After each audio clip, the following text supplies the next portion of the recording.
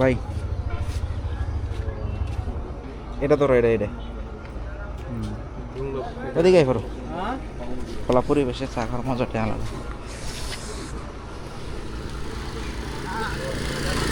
সুন্দর পরিবেশের ভিতরে যদি চা না খাই তাহলে কি হয়? ঘুরে ঘুরে পরে চা তো বাধ্যতামূলক। এই হচ্ছে গুমতি নদী, আর হচ্ছে বাবুবাজার চা। আঙ্কেলের দোকানের নাম নাই, আসলে পেয়ে যাবেন। চেয়ারও ব্যবস্থা আছে নাকি?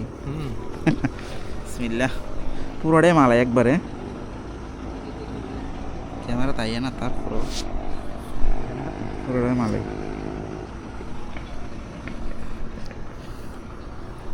হেলমেট পরে একবার পাগলের মতো গেছি গেছি। ভালো অবস্থা খারাপ আছে। নতুন করতেছে তো রাস্তাটা।